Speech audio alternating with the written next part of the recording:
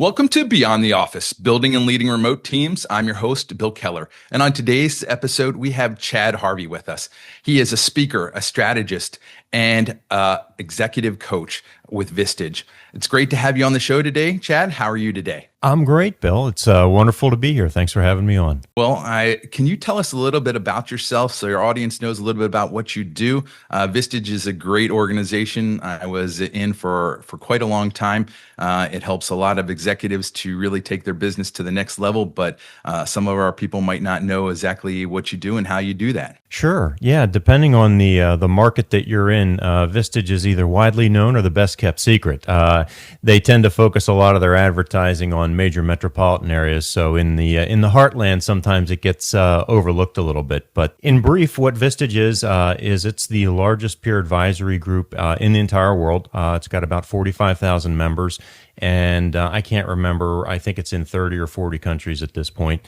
It's really grown. I know as a former member, you were exposed to a lot of what's involved in Vistage, but it's really matured over the last 15, 20 years. But in any event, what it is it's a space that's very confidential and safe for CEOs, founders, key executives, and other leaders to engage in learning, both in a peer-to-peer fashion as well as a more structured fashion. So I chair 3 groups for Vistage worldwide, 2 for CEOs and owner-founders, 1 for what we call trusted advisors. And then outside of my Vistage practice, Vistage is probably about 40% of what I do. I also do an awful lot of strategy work for organizations, coming in, helping them build strategic plans, understand exactly what their BHAGs are and how to get there. I have a roster of private coaching clients that I work with all over the country. Most, in fact, are out of my local area. And I do a lot of keynotes and speaking and workshops, and I also host a podcast, all centered around artificial intelligence and its impact on middle market companies and leaders. So it's a very full week here all the time at Chad Harvey Incorporated. Well, that's why I wanted to have you on, because you're at this crossroads between working with business leaders on a daily basis and also AI, because you have a podcast, AI for the C-suite, and I really want to dig in here because when we talked the other week, I think most people are not really getting it. They're not really understanding what we're going into, what we're going to be experiencing over the next few years, and I think you're just a perfect person to help us to explore that topic. So if you're ready, let's dig in here. So absolutely, yeah. So could you tell us what do you think the state of AI in business is right now? Like where are we? Because you hear it all the time, but I don't know that it's really reaching down into most people's businesses right now, other than, maybe some emails. Yeah, exactly. To answer your question, Bill, I'd like to answer a question that you didn't ask first so that we can kind of level set the stage. Yeah. So when I go into an organization anymore, and I just was in one 8 days ago, I worked with 55 mid-management and senior leadership execs at a decent-sized organization. And they asked me to come in and do a 3-hour Q&A regarding artificial intelligence, present to them the current state of affairs so they can start to move the needle. Before I even walk in the door, we've got an online community and platform that we put together with resources, and there are 6 modules in this course that I call the fundamentals. And I'm mentioning this because the fundamentals are not how do I ChatGPT my way through a conversation or answer emails. The fundamentals are more about how we got where we are at this particular moment in time and what it means. And here's the 90-second overview of why I'm backing up to give you this context, because I don't think a lot of people understand this. And I think that my background in law, as well as a history major a billion years ago in undergrad, have served me well here. Artificial intelligence, as we know it right now, is a general purpose technology. General purpose technologies, and that's not to be confused with ChatGPT, but general purpose technologies are technologies that have applications far beyond their original intent. They can be used in a wide variety of ways. So fire is a general purpose technology. The personal computer is a general purpose technology. So is electricity. And every time we've ever had these general purpose technologies come into being in the history of the planet for humanity, what we see is that they play out over a long period of time. A great example of this that I like to use in my workshops is either the internal combustion engine or the steam engine. The internal combustion engine is probably a better example because people are very familiar with cars. Most folks drive. And if you think about it, it took 60 plus years for car culture to take off in the United States because a whole lot of stuff had to happen in order for car culture to take off. We had to understand all the ins and outs of refining gasoline and drilling for oil. We needed roads, we needed laws, we needed a whole bunch of stuff, right? So it took a long time. So we are used to, as a species, even if you look at the personal computer, things taking a long time when they're a general purpose technology to have their impact. The problem and the potential with artificial intelligence is it's the first general purpose technology we've ever had come into the world that was birthed with most of the preconditions necessary for rapid scaling. We've got electricity. We've got wired and wireless broadband. We all, I got a phone on my desk here. We all understand how to use personal computers. We have access to all this stuff, and all the compute resources are in the cloud. So when you ask me essentially what's the disconnect here with organizations, it's that number one, as a species, we're used to going a lot slower. Number two, most folks are still wrapping their arms and their minds around what GPT 3.5 was 3 years ago. And that's like light years away from where we are today. So to understand kind of what's going on with your question there, we've got to understand that we're at a very unique moment in human history, not to be hyperbolic or overblow this, but, and it's a big but, the pace of change is actually accelerating because we are on an exponential growth curve with this and a number of other technologies. So the short answer to your question is what's going on in the state of middle market companies is that most folks are scratching their heads. They're doing some pilot projects. They're trying to figure out what's going on, and they're not understanding. But that by the time that they kind of set their intention, the ball is already moved, right? So it's kind of Wayne Gretzky 101. We're not even skating to where we think the puck is. We're skating to where the puck was like 2 minutes ago. So that's the short answer, or maybe the long answer behind your question in terms of what's going on out there in business land with respect to AI. And it is hard because I think it was Ray Kurzweil talks a lot about exponential growth. Yes. As basically, as humans, we don't really understand that. We don't get it. And yeah, we don't. And so it's really hard to see because if you look at the adoption of ChatGPT, I think it's the first, the quickest to 1 billion users. Yes. I forget how, yep. And they're breaking new records all the time. How many people are utilizing this technology every week? And it is amazing. I remember Ray Kurzweil said, they were mapping the genome and it took them 10 years to do 10%. And everybody says, oh, well, we'll be finished in 90 years. And he says, we're almost done. And everybody looked at him and says, you're crazy. And then like 2 more years, they were done or something like that. It was, and so I think that's where I'm trying to get out to most people, especially to the people that are working in my company,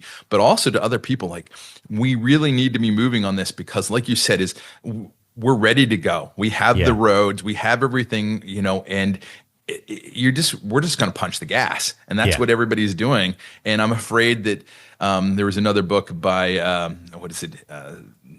Nassim Taleb. He wrote The Black Swan. I didn't get his name correct. And it talks about this is really a winner takes all type of system where, the person, and that's why AGI or general intelligence is so critical, because once you get that, it just is a recursive function and keeps going on itself. So that brings us back to where middle market companies. So how do people, what should they be doing? How do they get to skate closer to where the puck is? Because it's happening so fast. What do you advise them to do? I think you put your finger on a really important point a moment ago, Bill, when you started talking about Ray Kurzweil. And I had the privilege of seeing him speak at MIT's MTech conference in 2024. And he talked about a lot of what's going to happen next, as well as a lot of other futurists there. And so that would be my first point of advice for leaders is you need to start thinking like a futurist, or at least exposing yourself to thought leadership from futurists, whether they are folks that are doing podcasts, whether they are authors and speakers like Ray Kurzweil, whether you even pick up some older books like Alvin Toffler's Future Shock. If you look at Azim Azar's The Exponential Age, there are a lot of resources out there to help you get into that futurist mindset. And this is not to say that you need to be chasing shiny objects, right? And you need to be thinking about how do I invent lightsabers and, Star Wars speeders and things like that, right? Which would be awful cool. And I did see a Star Wars speeder prototype the other day that was pretty neat online. They are here. I mean, they're here, right? It is crazy. So it's it is. The premise here, though, is that in order to understand where things are going and where they are right now, you need to start thinking beyond what has made you successful before. It's an applied version of that. What got you here won't get you there. And what won't get you there is thinking that things are going to be rather linear, rather steady, rather predictable. And once you start to embrace that mindset and you start to realize, wow, there are a lot of possibilities here. One of the things that I encourage folks to do is have an impossibility list, right?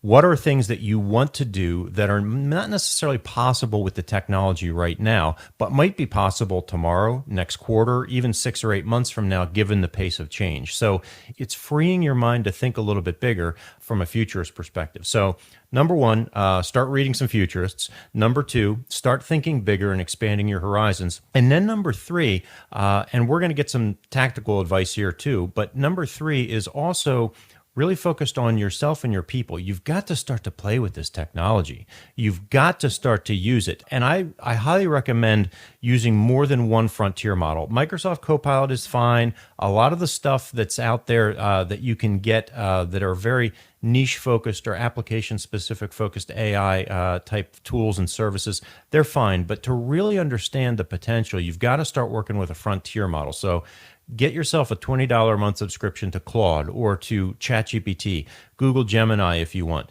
because then you're going to start to see what's possible, right? And get your folks these things as well. So that's number three. And then number four, and this is the big one, and this is where everybody falls down. This is where most folks fall down. This is the bridge that most people will not be able to cross. And it's uncrossable for many because it's actually boring and hard. And here's the bridge. You got to understand the processes in your organization, and you got to get your data in order. Because if you don't know what your processes are and you don't have your data in order, all the gee whiz fancy toys in the world that have AI labeled on them aren't going to do you a damn bit of good. And this is the boring blocking and tackling that most folks want to drive by. But if you drive by it, then you are not going to be able to leverage what makes you and your organization unique. Instead, you're going to get the same junk output, junk in air quotes here for our audio listeners, that everybody else gets when they do a zero-shot prompt or a multi-step prompt in one of these AI tools, right? You're not going to get anything special or unique. So those are the 4 or 5 recommendations I would have for leaders that want to really start to embrace this technology and lean in. Wow, that's especially the fourth one there. And like you said, it's hard, and that's why we want to, like, oh, isn't there something else you can do? I'm sure most people come back like, oh, there's got to be an easier way. But the nice thing is the tools can actually help you to get there too. The same tools that you need the data for and the processes for can help you to build the processes and help you to clean up your data. It's kind of mind blowing because you're like, okay, but I can use them to build all of these processes, the SOPs, whatever that you're needing to then be able to then feed it back into the system to be able to get you moving. So where do you find the low hanging fruit in most organizations? As you're looking, you got the processes, you get the data, but once you go through that, is there a particular area, whether is it marketing or is it strategy? Where do you see most people being able to play and saying, hey, I can get a great return on my investment there? Spectacular question. The easiest approach point, and the one that I see most often, is with marketing, because people want to generate and write copy. But that's not the thing that's going to move the needle for most organizations. What is the easiest pickable? Yeah, that's a word. Most pickable, low-hanging fruit is actually going to be in file transformation and duplicate data entry. So here's an example. I've got a Microsoft form. Let's say I'm in HR and I'm surveying people, and I get my data in an Excel format. Let's say 50 people fill out my Microsoft form on company culture. Then I've got to take that data and I've got to do something with it. Well, in many instances, that involves transforming that data from an Excel or a CSV file into a written narrative, right? Maybe I've got to generate a report or distill some learnings. And it's very difficult, quite frankly, to transfer information from one file format to another. So a real easy, quick win for many folks is to use the inherent conversion features in a tool like ChatGPT to pull that information out of the Excel or the CSV file, turn it into a Word document, right? I do that all the time with different types of file formats, and most people don't understand that you can make that magic happen very quickly with almost no training at all. So doing things like that. The new multimodal capabilities in ChatGPT 5 are also extremely beneficial. It's always, for the last always for the last 3 years, it's always been possible to take a picture of, say, a whiteboard and get some stuff transcribed. But the new GPT-5 does it very, very well. I've got horrible penmanship, which the personal computer has been a wonderful boon to me. I think I probably would have starved in another era because nobody could read my writing.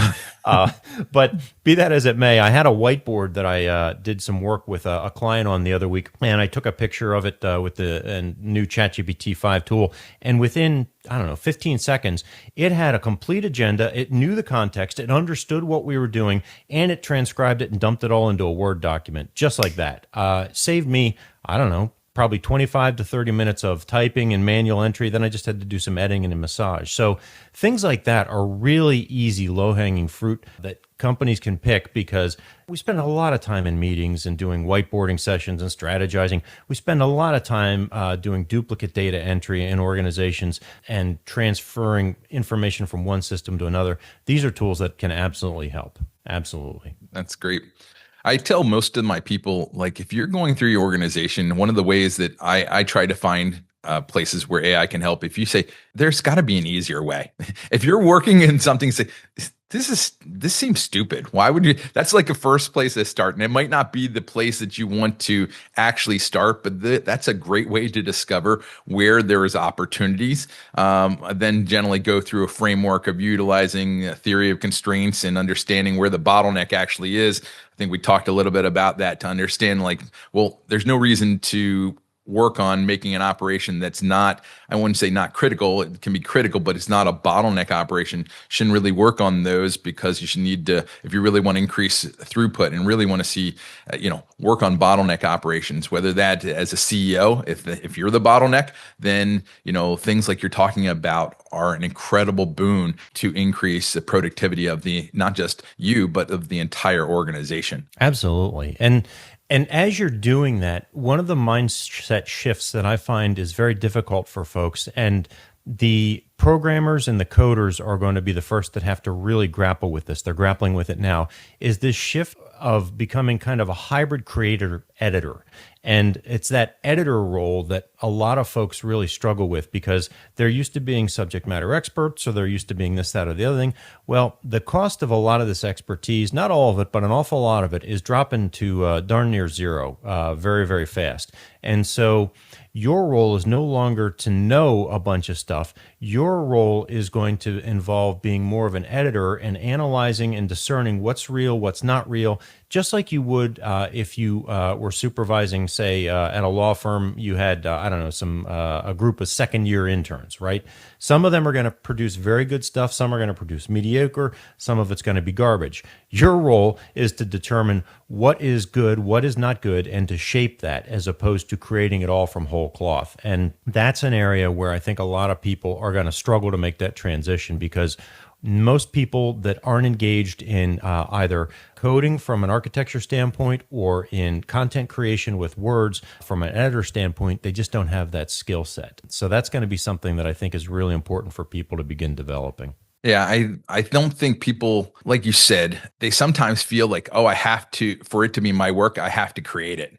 And, and that one, we wouldn't think about that in any other way. If you were a mechanic, you wouldn't say, well, I'm not going to use this tool, right? And it's kind of crazy, but sometimes we feel, oh, it's got to be, people talk about, oh, I don't want to see AI content. I'm like, well, people don't want to read my writing either. Trust me, because now it doesn't mean that I just let it do it all itself, meaning that I don't have any input into that either. I think people kind of just because AI writes it for me doesn't mean that they're not my thoughts, because I'm giving it I'm at least the way that I work with it. I'm talking with it all the time. I basically say, this is what I want to get across. This is how I want to get it across. Now, can you do that for me? And, most people, don't, they just kind of, one shot prompt it and say, hey, make me a response to this, rather than really having it about their voice and really taking the amount of time that it takes to train it to make sure that it is getting your voice out there. What are the other areas that you're seeing besides that, just in data transformation, basically from one type of file to another? Is there any other areas that you're, maybe even if not right now, that you're looking for, going into the future here in the next 6 to 12 months? Before we leave that topic too of you need to be the author versus being the editor, there was a great paper that just came out. Ethan Mollick called it out on LinkedIn, and it had turned out in one of our searches as well. We did some analysis of it just last Friday. All it takes is as little as 2 or 3 or 4 sentences to get one of these tools going in terms of content creation, and you're going to get better results. So if you can write even the first 2 or 3 or 4 sentences of an introduction and then give it kind of an idea in another couple sentences about where you want it to go, you're going to get a much more uniquely tailored output than you would with even a zero-shot prompt or just letting it do its own thing. So I think the barrier to producing bespoke content that is more unique and specific to your voice is a lot lower than most people think. So I wanted to make that point because that's something that trips a lot of people up. So what else am I seeing out there? Well, I've got a client right now. They run a call center in addition to a number of things. Their primary business is not running a call center, but they happen to have one. They need one. And sometimes the wait time at that call center, no matter how heavily they staff, is up to 30, 35 minutes. Very frustrating, maddening, right? So one of the things that they are exploring right now is engaging with a firm that can implement an AI call center technology. And a lot of times when I discuss this topic, the idea of an AI taking a telephone call when it comes in and helping someone that needs some type of customer service, I get a lot of stiff arms because we've all had really bad experience with some of these tools over the last 10, 15 years.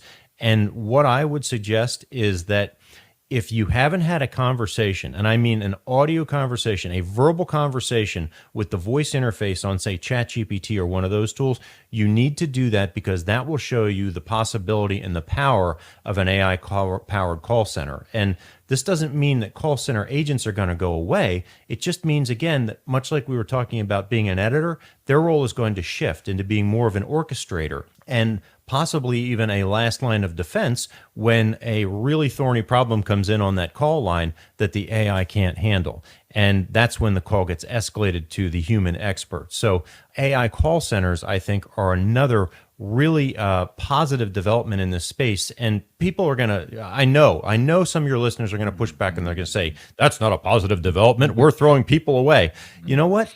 People don't care for the most part whether they're talking to a human or not. They want their issue resolved. That's Absolutely. What they want. They want it resolved in as quick and in timely a manner as possible to their satisfaction. And that's what the promise is of a lot of these types of tools, especially AI call center tools. So I'll pause there for a second. Yeah. Well, and like you said, if you've never talked to AI, go to ChatGPT, you click on the button, and I think it's generally a lower right-hand corner there.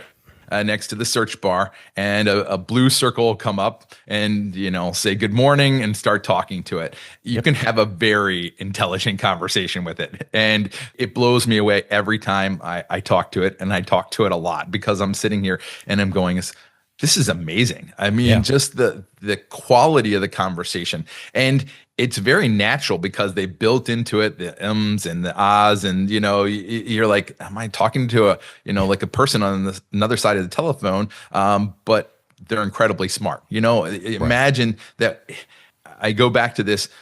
When I was a kid, we had encyclopedias. That's where you went for all your information. Right. Now I have it, I had it with Google on my phone, but now I have somebody who will explain it to me. It will, take and modify the information that it has, not just present it in one format that I can read through. And it's like, I don't really understand that, the way they wrote that. You can say I don't understand that. Teach it to me in a different way. It's the possibilities are incredible, but I absolutely agree with you. I think it should be be the also wake up call for all of us, executives especially. Yes. We need to be futurists and looking where we're needing to go. But I keep telling this to my team, you need to be on top of your game.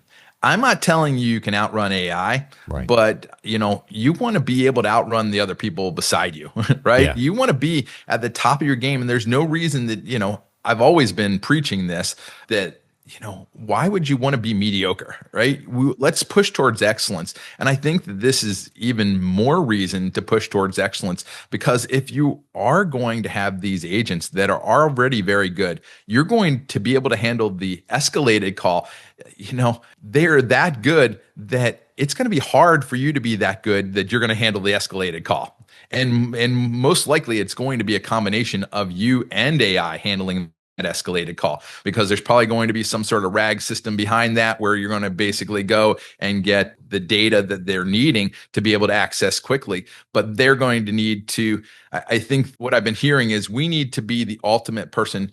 AI can't take responsibility, right? It eventually goes to a person to take responsibility. You're not going to go to the courts and say, well, AI did it and that absolves you of all responsibility. Somebody's going to take responsibility. And the same thing with one of these, a call center, that can be a real power for people when they learn to take responsibility, and they're going to have to make judgment calls. And that's going to be a critical way that you can add value to the organization that I don't think people are really seeing right now. Couldn't agree more. And when you talk about taking responsibility and taking ownership, in many ways, this is a continuation of a conversation that I've been having with leaders as an executive coach for well over a decade. And it takes some form of the question, where did all the people that have critical thinking skills go?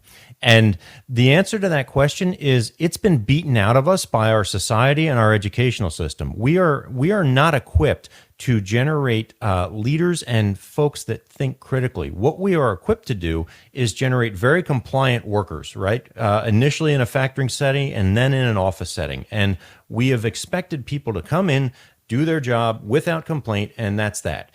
And those rules are no longer serving us well, and that mindset is no longer serving us well. And it's the same leaders oftentimes, I'm going to bite the hand that feeds me here, it's the same leaders that complain about the lack of critical thinking skills that also expect folks to show up from that 8 a.m. to 4:30 p.m. time slot and just do what they've been instructed to do. And then they wonder why there's no critical thinking skills. Well, there's a tension. There's an inherent tension between being able to think critically and solve problems and doing the same monotonous task for 8 hours a day, or the same set of monotonous tasks. Those two, in my mind, those two things are not compatible. So for us to begin, in your words, to outrace the AI machine, we're going to have to really, at the working level as well as the educational level, begin to inculcate different skill sets in our future leaders and our future employees and our future entrepreneurs than what they're getting today. Absolutely.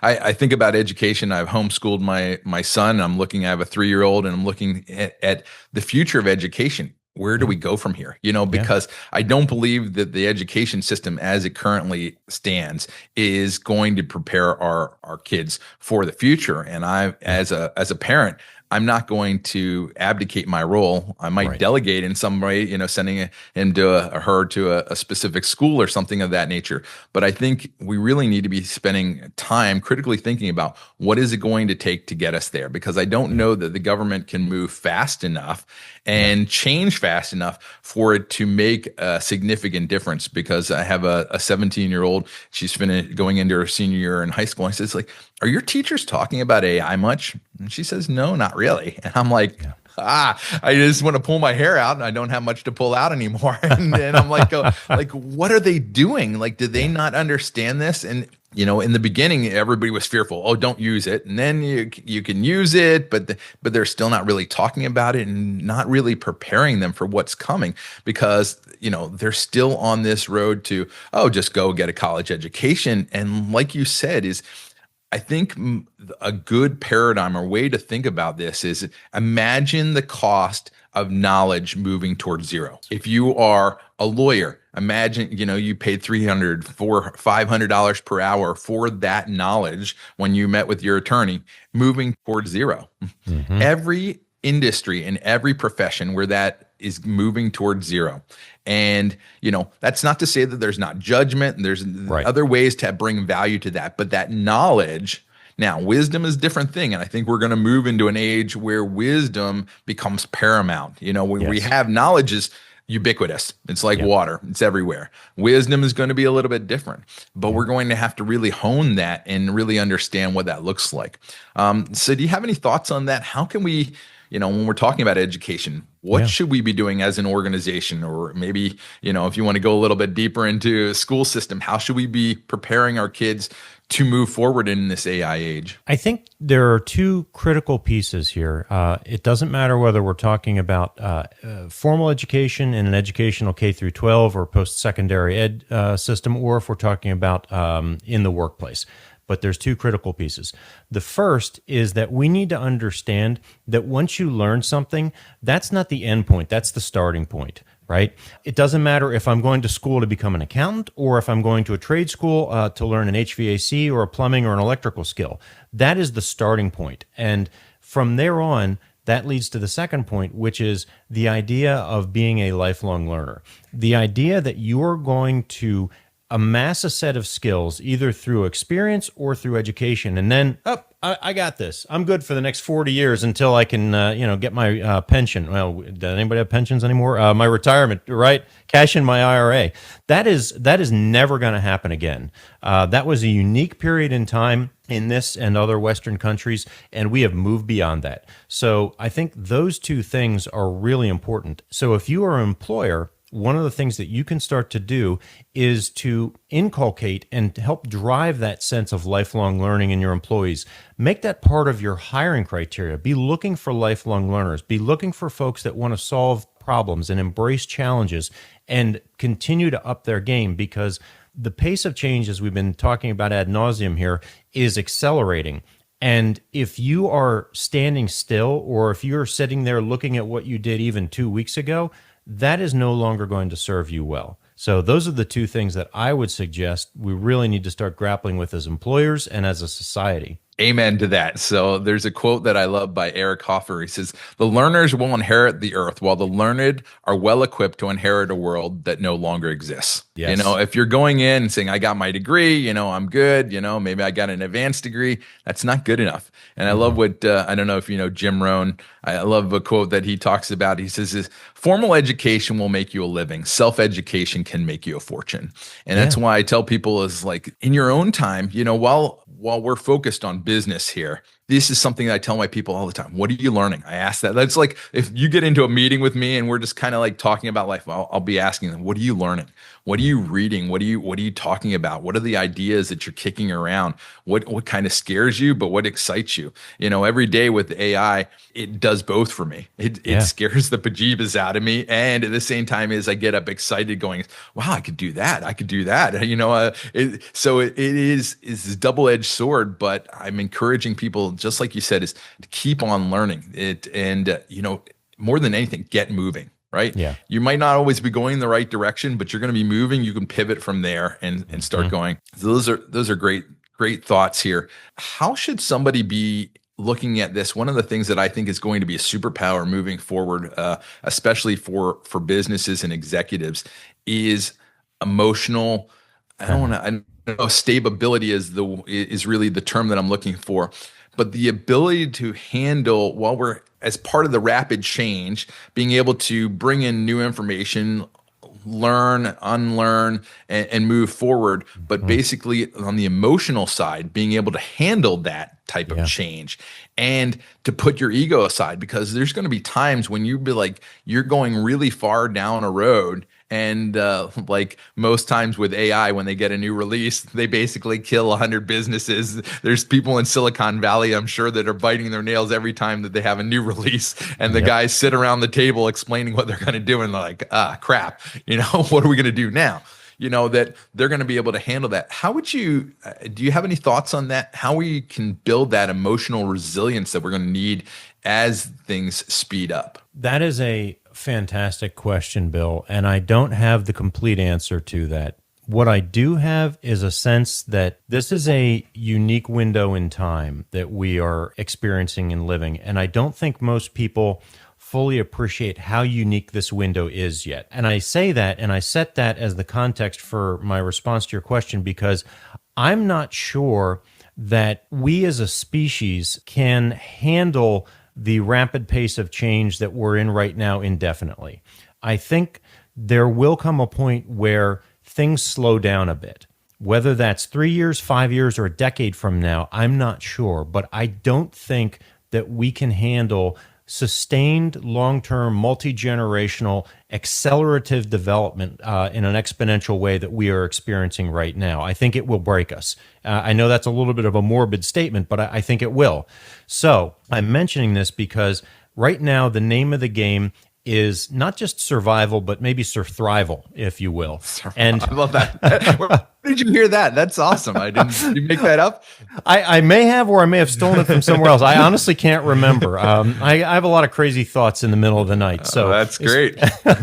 And I do think, though, that if you can embrace the idea that I need to not just survive, but thrive. So surthrival here for this indeterminate period of time, understanding that we will get to a point where either the ability of the technology to accelerate the change slows down or it plateaus. That will happen at some point. And whether it's with the development of AGI, whether it's with multiple overlapping technologies that bring us something else, I can't predict the future. If I could, I wouldn't be on this podcast. I'd probably be on a beach somewhere, toes in the sand, thinking stuff up. But the point of all this is that you've got to, doesn't matter if you're 16 or 66, right now, you've got to understand that this is a unique window. You got to dig deep and figure out, what is it that I need to be resilient, right? What are the things that ground me? For a lot of people, it's their faith. For others, it's family. For others, it's a whole grab bag of things. And I don't suggest that it's any one thing that you need to cling on to for that emotional resilience. It's a multiplicity of things. And it's those grounding points, it's those touchstones which are going to get you through what I believe will be an extremely disruptive 10 years. And I say that because if we look back at the history of technological displacement and development, the famous example is some people have heard the term Luddite, right? Followers of a man in 19th century England that were smashing looms because they were putting weavers out of work. We have not yet seen that. We will see that. We will see it very, very soon. We are seeing the precursors of that type of disruptive agitation right now. And I was wrong. I stood on a stage 3.5 years ago and I predicted that the last presidential election that we went through, AI would be a major talking point with both candidates. It was not. I was a little bit off in my timing. We are now seeing it surface at the national and the international, as well as the state and the regional levels. And we are seeing that because people are inherently beginning to understand that there's disruption here, and where there's disruption, there's pain. And one of the things that I know about humanity is that when we are disrupted, when we experience pain, when we experience rapid change, we do dumb shit, quite frankly, right? We smash stuff, we break it, we act out, we revert to our truest base natures. And so to bring this full circle, what my recommendation is figure out what grounds you. Figure out how to become a lifelong learner in a couple different areas. Understand that this is a period of time that we are going to experience massive change and disruption, societally, economically, you name it, because that's what general purpose technologies do. And so the name of the game is surthrival. I just think and you kind of touched on it a little bit, the slowing pace. We've seen this kind of like with Moore's law that's held pretty much over the last, I forget when he talked about that back in the 60s, I believe. And it's pretty much held true over these last, almost 60 years. Mm-hmm. So that slowing pace, if we look at history, probably would not necessarily come from the technology itself. I think you're saying there's probably going to be an external force, meaning humans, breaking stuff that's going to slow things down. Is that your feeling, like how that's going to start slowing down? Or do you think we're going to run up against a technological like asymptote where we might not be able to go much further? I think... So again, you can pillory me in the future if I'm wrong here with these predictions. I think that one of the things I've learned in life, unlike what was that movie where he said the secret to life is one thing? Oh, it was City Slickers, right? There's very, very rarely is the secret to anything one thing. It's usually multiple overlapping things. So I think it's going to be a combination of three things. Number one, I think we will hit a point where certain technologies and their development slow down and plateau. Number one. Number two, I think people will push back and break things in a variety of ways. And then number three, and you sort of touched on this a little bit in your question to me, what I see happening are multiple overlapping technologies that drive positive change in the future. So you talked about Moore's Law. There are dozens of other corollaries in different sectors of society, whether we're talking about genetic sequencing, whether we're talking about Butter's Law of Photonics or Keck's Law or any of these other corollaries that are also experiencing exponential growth. And we're starting to see that right now, even with the convergence of large language models and AI systems in robotics. If you're paying attention, there have been massive developments in robotics just in the last 6 or 8 months. I saw a video the other day of a robot folding laundry, and that might not sound like much, but that is a huge step forward in terms of the ability to move and articulate digits and to do a complex task like that is very basic for us. So what's my point? My point here is that we are going to, I think, simultaneously see pushback. At some point, we're going to see a plateauing of technologies, and I think we're going to see breakthroughs in overlapping convergent technological developments that create conditions for a better future, whether that be unlimited electricity in the form of cold fusion, be it the curing of a great many diseases through the convergence of DNA technology and genetic sequencing and CRISPR and things like that, be it the ability to grow food in a meaningful way at a lower cost than we can even conceive right now, right? I think there will be multiple things, and I put a lot of those in kind of my technological utopian bucket there because at heart, I am a technological optimist. I do believe that we can drive positive change because we are a technological species. From the time we started breaking rocks together to make arrowheads and sharpening sticks so that we could drive buffalo off cliff and eat better with our clan, we have been developing technologies to improve our world. And I have to believe that that will play a role in what I'm talking about here. So multiple overlapping things in my mind are what are going to arise in the not too distant future. Let's hope for that. So Yes. you and Peter Diamandis, he's written quite a number of books if people don't know who he is, and he is very high on AI and basically everything's going to get cheaper. We're going to have much better lives. And so I hope that is the case.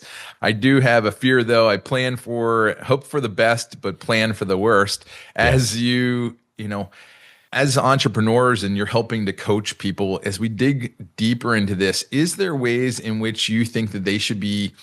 How do you look at AI? Do you look at it as a cost saver or as a enhancer? You know, people look kind of, and I'm not saying that I don't believe correctly. There's a much more eloquent way to say that, but basically some people are saying it's going to reduce the labor force. You know, we're going to be able to be super productive, be able to drop people off the payroll, or we can utilize it in the other way, which is to expand what were our offerings.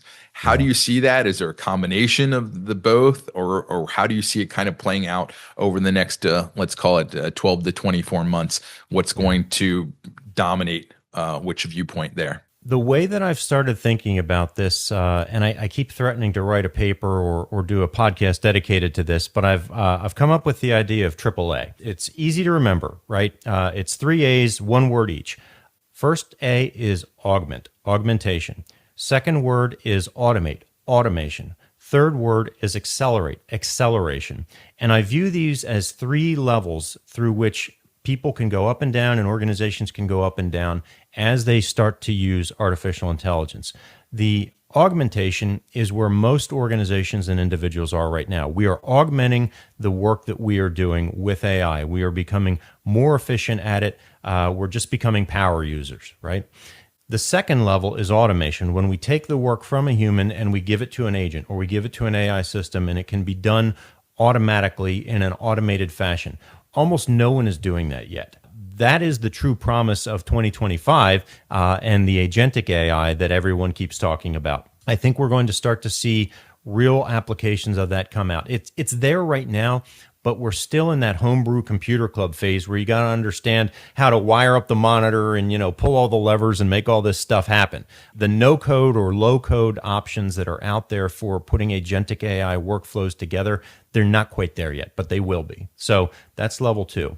Level 3 is acceleration. That is where I view organizations and individuals as being able to do something totally novel, create new products, new services, do with AI things that were either not possible before or not conceived of before. So those are the 3 tiers that I view AI through, or the lens that I view AI through right now. And again, we're just barely kind of scratching through the surface on level 1 with augmentation. Great tips. I love that. I think but other thing that I would tell people to do is you don't have to wait. Like you're in the augmentation phase right now and you want to move to automation. Don't wait. You think this is going to come in some sort of like blinding flash of brilliance that, just start doing something. I encourage people like, okay, pick something, even if it's not maybe a bottleneck thing for you, but let's just say it's something that's an annoyance and says, how could I automate this? Just to start to train yourself to think differently, to be able to see things in a different way. And I think that that's really going to be critical because I think people are not prepared for that and they're not, they don't even know how to take that step. So start doing and start putting some money into R&D. I say this, I have a staffing company and I say, what is your HR R&D budget? People kind of look at me like, what are you crazy? What do we don't have an HR R&D budget? I'm like, no, but I'm like, can you think about, when we're working from home, that's kind of a new innovation in working.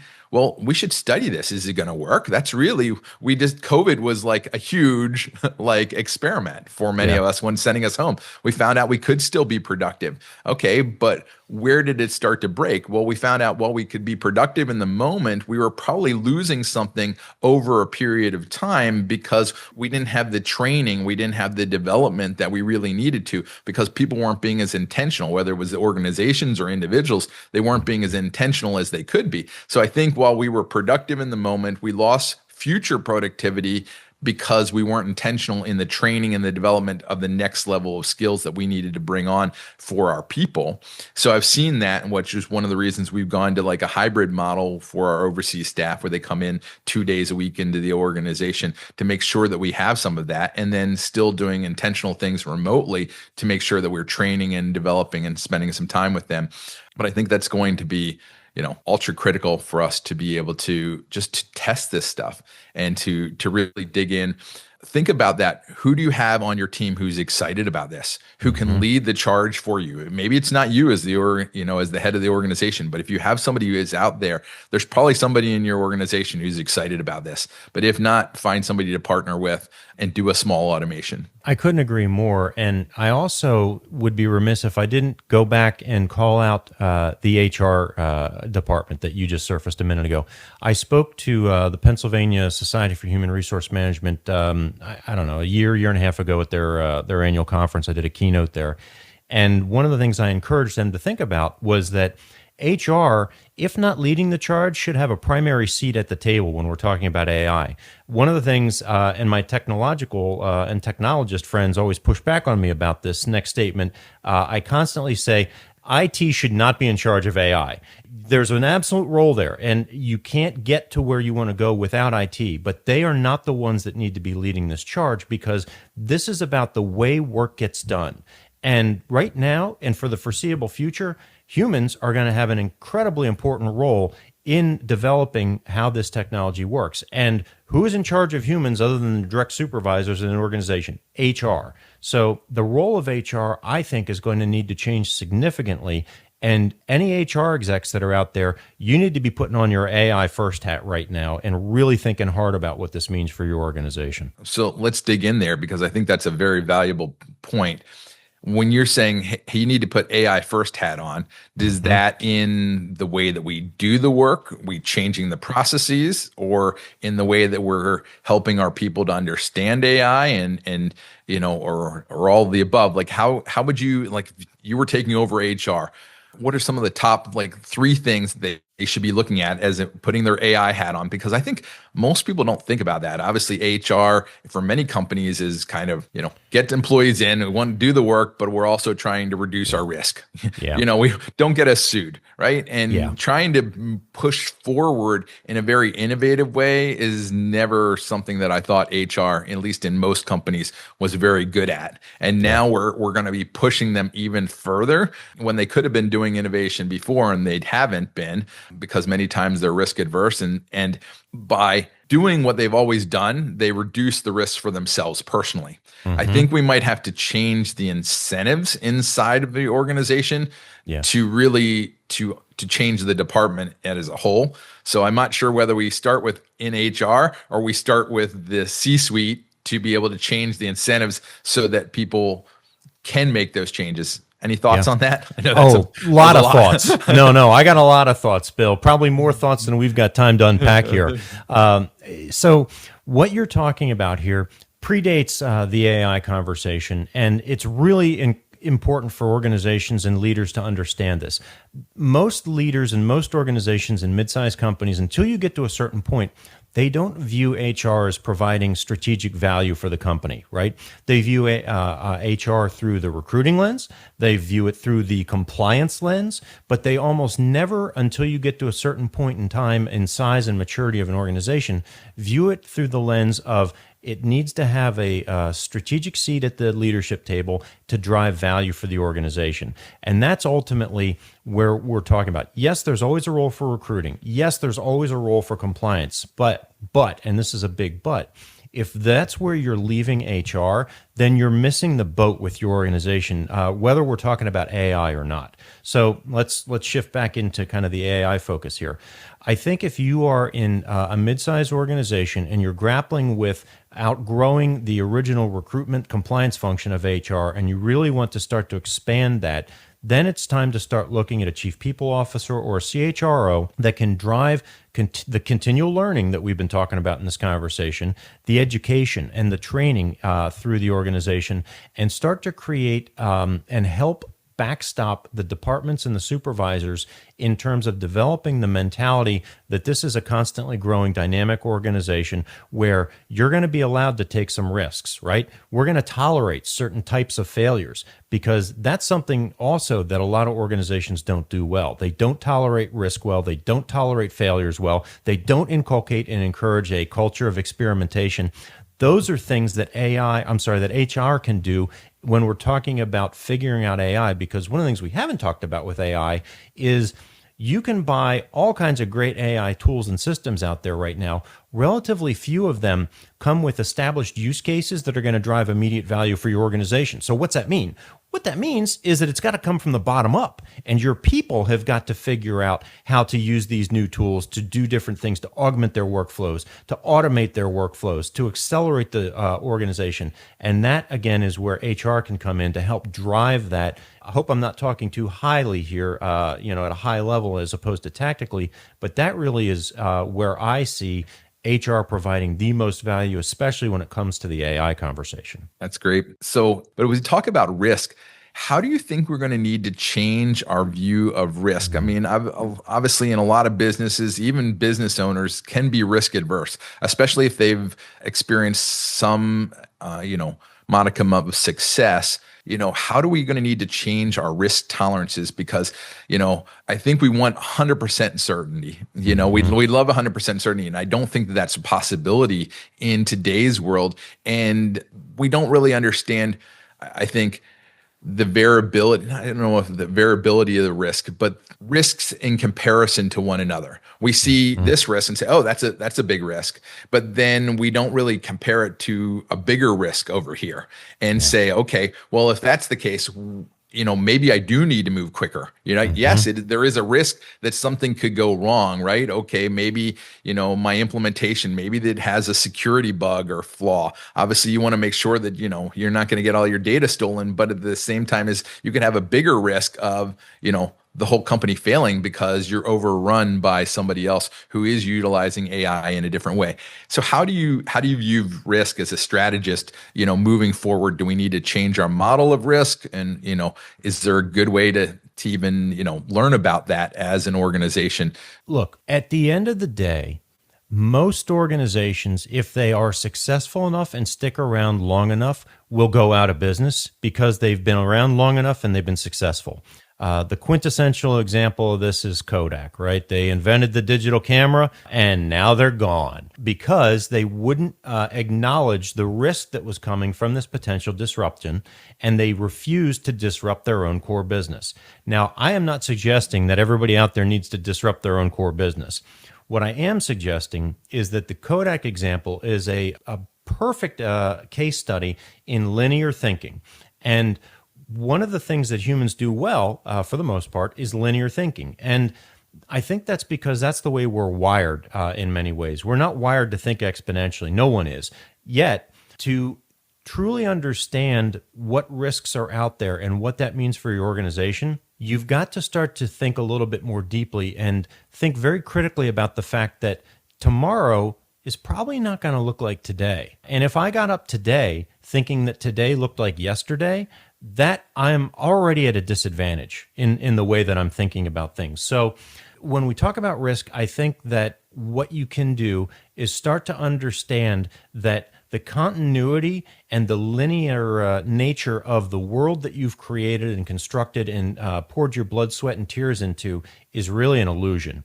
And that there is no guarantee that tomorrow, next week, next month, next quarter is going to look anything like today or yesterday. So you need to start asking yourself the question, what could it look like? And what are the things that are out there that I am seeing that could impact even my small corner of the world, whether it's AI or something else more industry specific? Because one of the things that is inherent in capitalism as well as in human nature is the idea of disruption. People are always looking to do it better, faster, cheaper, more efficiently. We're looking to change things. And so just like the old ice houses of 100 years ago are now gone and replaced by refrigerators in everybody's home, so too are there disruptions coming for your entity, your business, your organization. And if you step back, put on your futurist hat, start to broadly scan the environment and look at what's going on locally, regionally, state, national, look at the trends. That's your key to unlocking that question of risk that you posed to me, Bill. And that's what I did a couple years ago. I was in the staffing business. I wasn't in the automation business at the time. And I said to myself, is like when ChatGPT or even before that, I was like, if I'm doing staffing, international staffing as an individual out of Ephrata, like we're probably coming to the end of that curve, right? International businesses have been doing this for a long time. They were already automating, bringing things back into the country. So I'm probably coming to the end of my S curve here, and I need to start a new S curve. Those of you who aren't familiar with The Innovator Solution and the Innovator's Dilemma by Clay Christensen. Those are great books to think about technologies and how to, disrupt your own business. But I was just thinking about that. And I figure we'll plan on things going wrong. And if they go right, we'll work it in, And so, Yep. What is the next step? How do I make my, and I love what Jeff Bezos says is people would say, what's going to be different in 20 years? He says, no, I like to think of what's not going to be different, and nobody's probably going to go 20 years from now. I love Amazon, but I wish they delivered slower, right? Do we want our people to be more productive 20 years from now or 1 year or 2 days from now? Of course. All right. So thinking about that in the organization, what is not going to change, right? What are people going to want more of that we can do? And how are we going to need to be, how can we use AI to get that done? And for some, that's going to be a little bit harder than others. But the great thing about AI is you can have it help you learn how to use it. Yes, that's exactly right. It's like, it is so almost counterintuitive because, before, when you had a computer, you'd be like, okay, what do I do? Am I going to break it? No, you need to dig in, yeah, you could be typing, but I could, if you had a DOS system, you could be typing for a long time before you got a command prompt that would actually do anything, right? Yep. It would, but it's not that way anymore where you can utilize these tools. And, some of the thinking tools are, the strategy you can get out of them is pretty darn amazing. So I love this. This has been a fantastic conversation. As we kind of wrap up, somebody came to you and said, hey, I'm new to AI. if you were starting off, what are the top 2 or 3 things that I should be doing? You kind of mentioned some already, but I just kind of want to do a recap. Is there any books, any particular materials, podcasts, things that you would really point them to get going? Absolutely.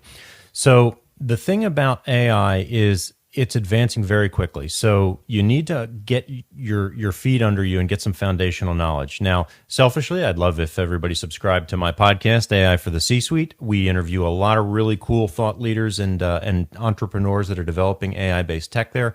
That's a great resource. Beyond that, I think getting a handle on what it means to live in the exponential age. So Azim Azar's book, The Exponential Age, is a fantastic resource, right? There are other very good books out there about AI, the coming wave and things like that I think you can dig into. But beyond books, just start playing with the technology. Start asking what I can do to improve my work life or my personal life. Establish a project in Claude and feed it some information that is specific to you or a project that you're working on so that you can start to understand the power of coupling the inherent capabilities of a large language model tool with some very specific granular information, right? Figure that type of stuff out. So start playing with some of the tools. Don't be afraid to try different AI tools. I think another key thing here, Bill, we really didn't touch on this much, and I don't think we have time to unpack this today, maybe another episode, is understanding how the nature of search is changing and starting to use some of the different search tools out there. Perplexity is my go-to for everything now. I don't Google anything.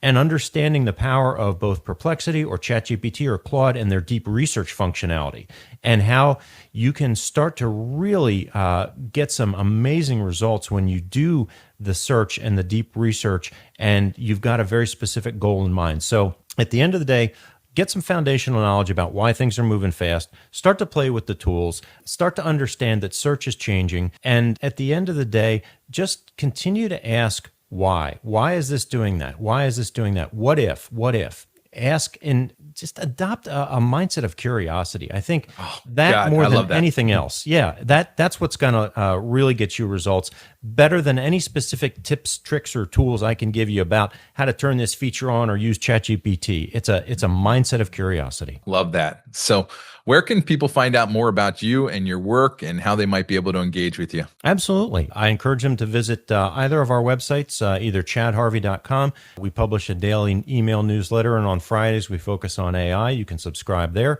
Also, you can visit aiforthec-suite.com. That is our online learning hub and portal. And our podcast of the same name, AI for the C-Suite, is available on all major podcasting platforms, so you can check us out there. I'm about the easiest guy in the world to find. You can also hit me up on LinkedIn. And as long as you're not trying to sell me some type of multi-level marketing scheme, I am happy to connect with you. I really appreciate your time. You've been a wealth of knowledge, and I would encourage any business that's having a hard time moving forward, you don't have much direction in where to take your AI initiative, connect with Chad. He is awesome, a wealth of knowledge, and could really take you to the next level. So thank you for your time. And until next time, we'll see you on Beyond the Office.